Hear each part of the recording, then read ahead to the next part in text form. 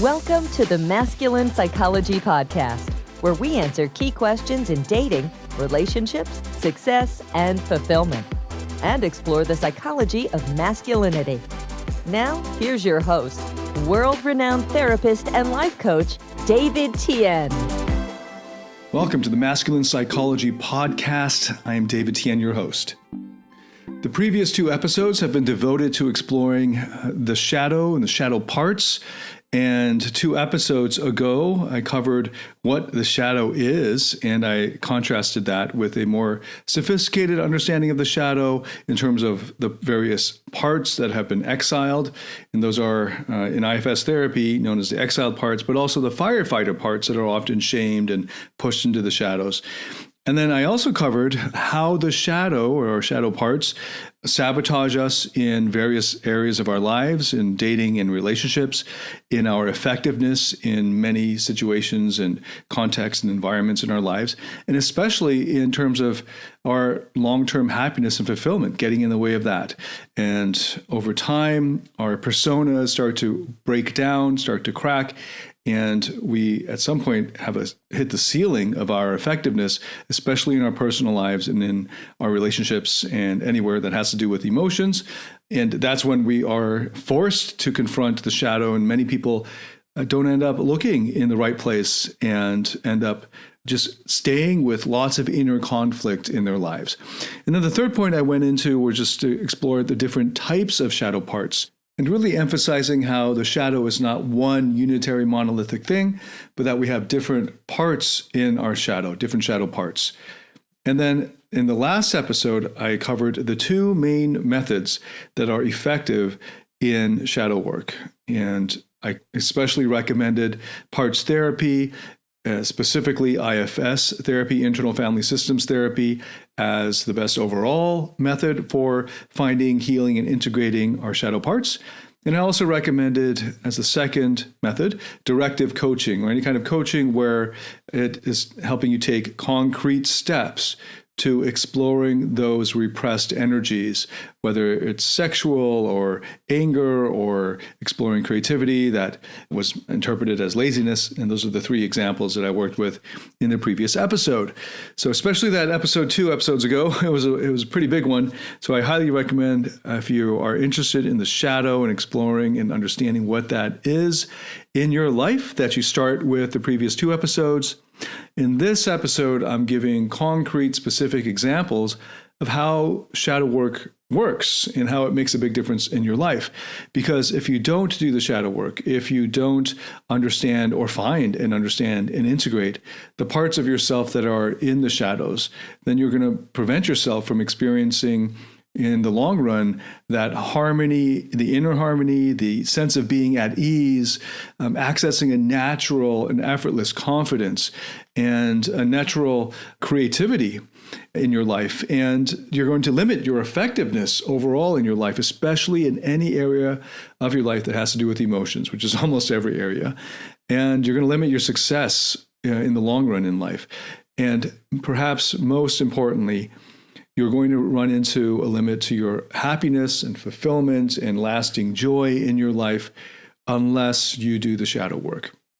And if you do the shadow work effectively and you stick with it through the therapeutic process and you allow those parts of you that were in your shadow to come out into the fullness and to be integrated into your psyche, into your internal system, then you will be able to access your sexual energy, that comfort with your sexuality, that healthy sexuality. You'll also be able to access that assertiveness that comes naturally and almost effortlessly, and a sense of adventurousness that brings that joy with it. And you'll also be able to access the kind of easygoing, attractive, easygoing nature of cool. And you'll be able to access that natural creativity that's within you that often gets lost and pushed into the shadows early on for many of us who are achievers. So those are just some examples of what power or effectiveness can come from doing the shadow work. Now, if you do the parts therapy like I recommend, and you go to find an IFS therapist, and you tell them you want to do shadow work, it might be kind of odd for them because this is a term from Jungian therapy or psychodynamic therapy.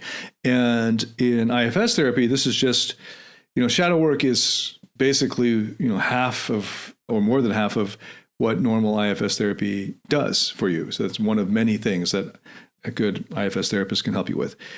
The other main thing that IFS therapy helps you with is getting to know your personas and helping them to unburden.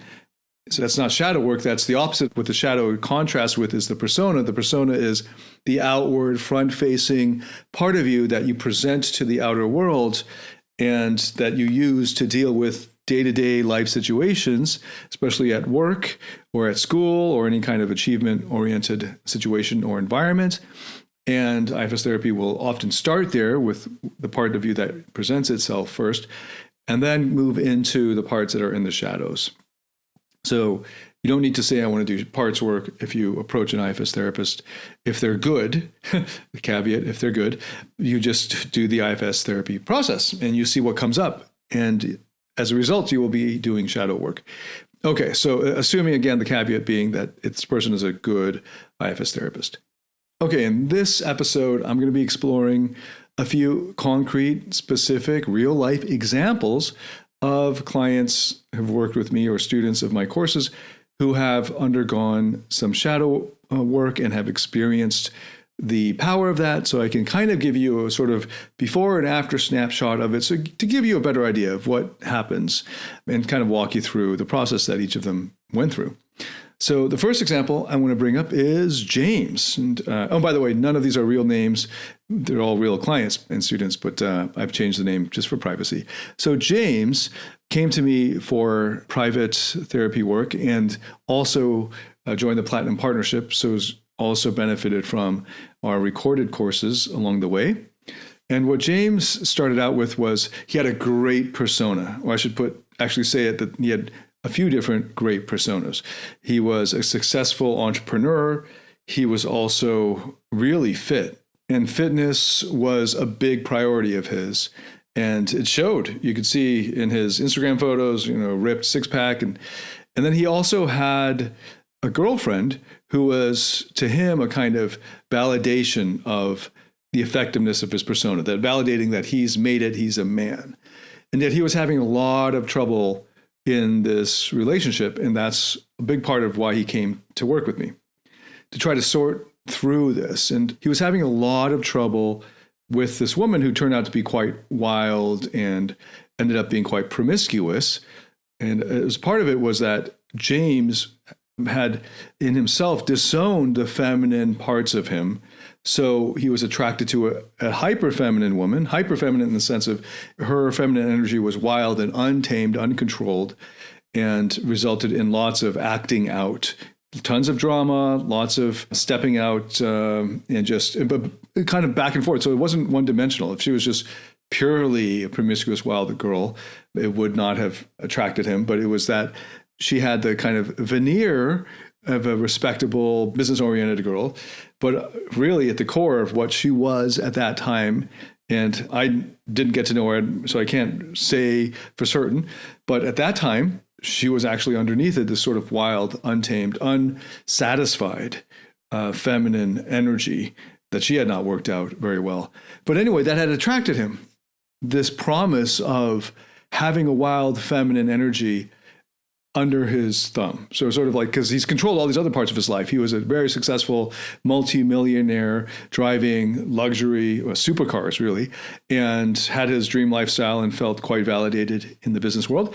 He also tamed his body, and that was a big point of pride for him. And then he was, in a sense, taming the woman, and she was not going to be tamed by him. And he was, for years, buttoned up against this, and it was wearing away at him. And it was harder and harder for him to maintain that persona of, I have it all together, I'm the Ultraman, and the shadow parts of him that he totally was not aware of and didn't understand were now sabotaging many parts of his life. And he did not feel confident even in his business. He no longer had energy for, or even enjoyed his workouts anymore. And it was like forcing himself to go through the motions, not finding joy in the activities, or especially the diet that he was maintaining. And then feeling just basically run over, roughshod over by his girlfriend. And as we did our therapeutic work, he discovered these feminine parts of himself that first presented as kind of motherly parts, and then presented more also as younger female parts. Not very young, but more still in fertile age, I guess. And he couldn't quite pin down the age, but it was like late 20s, early 30s. And these parts of him really shocked him at first. And he was kind of embarrassed and ashamed. And so we worked through that. And eventually he was able to discover that they had very powerful and important, useful, insightful lessons to share with him. And of course, they had their burdens from the toxic masculinity of be the macho guy, never show emotion, always have it together, care a lot about how other people think of you, like you're basically your appearance to others, that he inherited these beliefs from his father and his father's guy friends. And as he got to know these feminine parts, they naturally, as he got to know them and helped them to let go of these burdens that he inherited from his father and from his mother, a kind of submissive role of a weak feminine, that as they let go of these burdens over time, they naturally moved into really nurturing roles in his system. So as an example, he had some inner child parts that were afraid because of various traumatic events in his childhood. They were able to feel a lot calmer and secure when he placed them with or under the care of the nurturing mother in him, or the nurturing mother archetype that he discovered was in his system. And then he was also able to, he noticed that the younger feminine energy moved into a natural role of artistic and creative expression. And one of the things that he was moving into was naturally started to feel a desire to express himself through learning music. And he really enjoyed that, just learning singing. And then he also opened up and just doing a dance that was more fluid. He had done ballroom dancing a lot before that, as part of just the persona of a kind of James Bond type of figure. But then he felt this desire to do more Latin dance and opened up his hip muscles especially. And he didn't even know that he could stretch those. And then he was more into this kind of yogic type of exercise. And it really changed his experience of life, just experiencing even new muscles in his body that he didn't know were stiff, and he was stretching those. And then, of course, these new expressions of emotion. And then it opened himself up to, because before that, as just the tough guy with the ripped six-pack and the Lamborghini, he was more of the repressed tough guy, right? So it's like more of a macho exterior that nothing gets to him kind of thing. And as a result of incorporating and integrating the feminine aspects inside him that were in the shadows before, these shadow parts that in Jungian terms, it's just, these are the anima energies, integrating this into his life, access for him a much higher level of joy, of creativity. He was doing improv comedy. He's loving it. He was a lot more funny, a lot more loose and relaxed and easygoing. He didn't have that stiffness in his musculature and in his posture and in his face. And he was just a lot more, because before he was a lot more self-conscious about his body and how he was sitting and so on. And that just led him to be looking like he was a lot more stiff and to be in fact stiff. And then incorporating the feminine allowed him to be relaxed and to access a lot more energy. And what that did was it helped him to let go of the toxic relationship he was in and to attract women who were a lot freer, but also a lot more integrated themselves.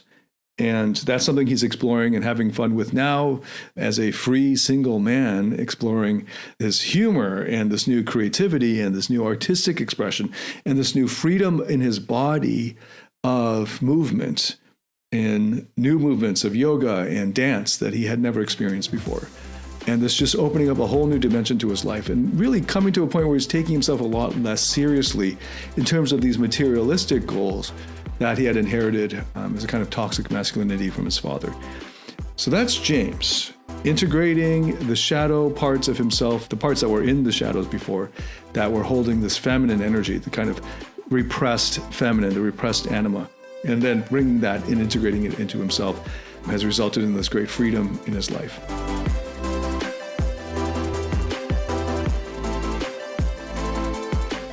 Do you struggle in your interactions with women or in your intimate relationship? Are fear, shame, or neediness sabotaging your relationships or attractiveness?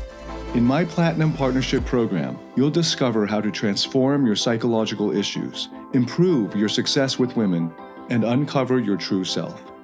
Get access to all my current and future online courses by applying for the Platinum Partnership today at davidtianphd.com/platinum. So that's James. I want to also give you an example of a guy who's been working with us through first with our online courses, and then coming to meet me in person, and then doing some work together therapeutically. And his name is Neil. This man's name is Neil. He was raised in a home setting that was very feminist and anti-male. And as a result, he ended up repressing his own masculine parts to adapt to his aunts and his mother and his sisters, especially his mother's female friends. His mother was a single mother, and all of her friends were also single mothers, and they all had this toxic view of, well, a very bitter and resentful view of what men were. So Neil inherited that, and as a result, he had repressed his own masculine energies. And a big part of this was independence. So they kept him kind of codependent as a kind of little boy, a baby boy, who couldn't depend on his own decision making. Like, he couldn't believe in himself or rely on himself to make his own decisions. And over the course of time, we did masculine mastery with him and a whole bunch of other online courses.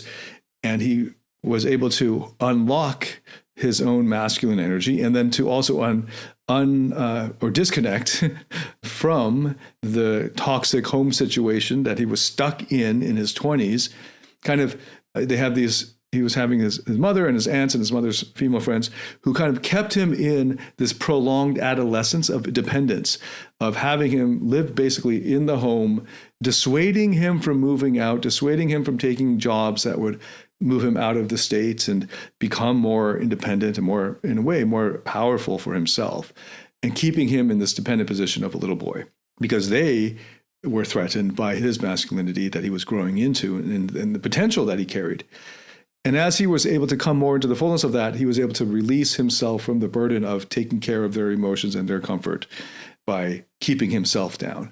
And he was able to bring out of the shadows his masculine parts that included warrior parts, especially warrior parts, but also included parts that enjoyed exploring and being independent and relying on himself and doing his own laundry and cooking for himself, and also just being on his own and making do, and realizing over time as he traveled the United States on his own with various vehicles, that is doing these road trips around the country, that he could live on his own, he could survive on his own, he can rely on himself.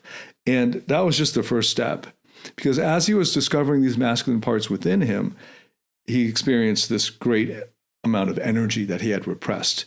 And that was part of what was driving him to just keep going, because he was just loving exploring and moving forward and going from place to place to place, and even traveling internationally during a very challenging time during the pandemic, and just making it work and just being really flexible and fluid with changes that come up, because he knows he can handle it, versus the way he would have done it before, which was count on mom or the aunts to rescue him and tell him to come back because they got the room prepared for him and all of that. And him not relying on their money, or those times when it was tempting for him to call back home and have them kind of bail him out, but just relying on himself. And even at some points, for various reasons, having his ATM card stolen and being locked out of money, figuring out a way to get by in the hostels and whatnot until the bank could mail him the replacement cards and all of that. And just making the connections with people to help him along the way. And having that inner resilience and self-reliance that comes from allowing these masculine energies and masculine parts that are holding these masculine energies that were in the shadows and repressed to come out and be integrated into who he is, into the totality of his personality. So that's Neil. Okay, so finally, bring up the third example of Nathan. Nathan was someone who came on board with us through live coaching quite a while ago when I was focused mostly on teaching dating skills. And he came from a very conservative religious upbringing. And this religious upbringing kept him hampered into his early 30s, which is when he found us, as a virgin in his early 30s, and not even having kissed a girl besides the two girls he kind of dated in his 20s. But it was just all, the kiss was all that he had. So a lot of trouble with physical intimacy and sexual intimacy. And we went, because at that time I was still, several years ago, working on just training in psychotherapy approaches. We started more with a directive coaching method of just directly having him take steps to own his sexuality through tantra practice, through really just changing his fashion and allowing himself to, over time, become more comfortable with form-fitting clothes and clothes that were more sexual in nature. He went out and got a sexy tattoo. He started to dress in more attention-grabbing ways, of more sexual ways, of like more of a rocker. And he had the style naturally that helped him, like he could pick out his own pieces after he got to know it, which was quite remarkable. And what I noticed is that he had all of these repressed sexual energies in him that once he was able to basically gave them permission to come out, they quickly enabled him to present a very sexually attractive persona to women. And he relatively quickly, once that happened, like stepped into his naturally sexually attractive self. And in fact, it turned out I didn't even notice that he was actually, a really good looking guy and had very attractive qualities and had quite a lot of charisma. But all of that was repressed because of his incredibly conservative fundamentalist Christian upbringing. And he didn't think that even just standing out, even just owning his sexuality as a man, wearing jeans that were fitting. Like, so he always just wore baggy jeans. Anything to just sort of hide, like fitting in also means hiding, right, in the background so you don't stand out. Once he gave himself permission to wear tighter jeans that were like form hugging and just sexier clothes and more like bad boy image, once that switch happened for him, he was able to come much more into his sexuality. And then it turned out, wow, he had these parts that were repressed that now came out. And then he kind of went through a process that I did. So I went through the reverse of not doing the psychotherapy process first, but instead doing the directive process and then moving into the psychotherapy. I don't recommend that. That's generally a longer process. And it might result in making the psychotherapy harder later on. And with Nathan, luckily, I was far enough ahead that I could head him off at the pass, so to speak, to help him to continue that momentum of exploring the parts in the shadows so that eventually in his psychotherapy work that he was able to find these inner child parts that were repressed as well in terms of holding that vulnerability that he had repressed through his avoidant style of just kind of suppressing all of those expressions of sexuality that also included expressions of love and connection. He just told himself, I don't need any of it. I don't want any of it. And he kind of just cut himself off from it. So part of what opened up a kind of Pandora's box for him was that permission that he started out with in the whole dating skills process of giving permission to his sexual parts to be expressed. And then in the psychotherapeutic process, starting with exploring the sexual parts that were now had the freedom to be expressed and discovering their burdens, following that far back enough to find the parts of him that were much younger, that were holding the need for love and connection and not getting it from his very restrictive family context and especially just the broader community that he was raised in. And then giving him the freedom to unburden and heal from that. And then those parts came into their fullness. They were previously in the shadows. Now they come out of the shadows and are integrated into a system. And he's now able to access basically like a love bug. He's just full of love and connection. He enters and gives his love, enters into relationships, intimate and non, but from a very giving place, a place of great courage because he's not afraid of being rejected or anything like that, because he's got so much love to give in him. And he's just surprising himself with how much love he has to give. And it seems like a never-ending store of love for himself that's coming out of him. And he's able to direct it to others. And now finding himself he was starting out when I met him, in a kind of pretty stale, emotionally absent. So it was like in a tech field where he was purely a technician, never had to interact with any human beings in the course of his job. He could do all of his work purely remotely. And now really craving that human connection that he can give to others. So now he's moving into work that is a lot more involving other people and spending in his own time, going out to places where he can give to others and make that human connection. I don't want to give away too much for his own privacy, but it's an amazing thing to see him kind of flower in this way, starting with sexuality and really owning it, getting great results in terms of sexual attractiveness to women in a thriving dating life, and then moving into this more evolved place of also being there for his inner child parts that were in the shadows and integrating them into a system as well, and accessing that connection and love that's been there under the surface all along, and just finding the great joy of having unconditional love flowing from him and not requiring it to come back before he gives it out. And the tremendous joy that comes from that state. And of course, from the outside, it looks like courage, but for him, it's not a big deal because it just happens naturally and effortlessly.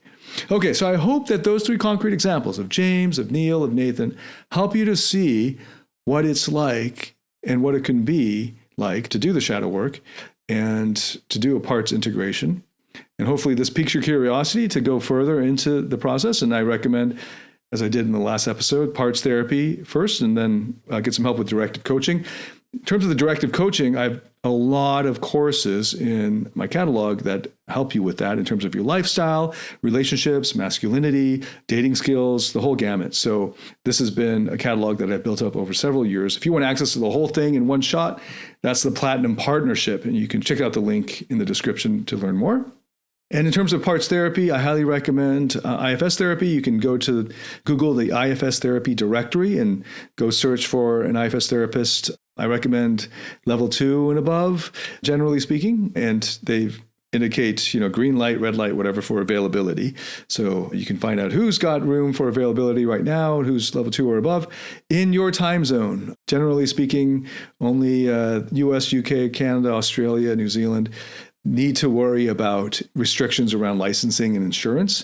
And it's really archaic. So in the US, you have to get licensed for each state, which makes no sense now with technology and Zoom and other secure platforms, video platforms. So if you happen to live, or if you don't really care about the insurance side of it, and your therapist is willing to do so, you can find a therapist that's in your time zone, because you can do this work purely through online video call. That's the modality I work in as an IFS therapy practitioner certified.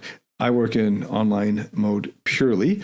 And for myself, getting psychotherapy over the past decade, I suppose, almost a decade, 99% of it has been online. So you don't need to be touching each other or anything like that. You just need a really good internet, like a secure internet connection that's stable and fast, and you're good to go. So if you are looking for if you're outside the US or any of those, especially the US, I think that's the licensing for state by state is mostly the US. You can look for a therapist in time zones near you. And it's only time zones because of just scheduling issues. That's all. If you have a very flexible schedule, you can look for any therapist around the world, right? So just as a caveat, I think roughly about half the therapists on that directory may not be very good. So I recommend that you find 2 or 3 or 4 or 5, and you copy and paste the same sort of email to each of them, just asking for availability for IFS therapy work.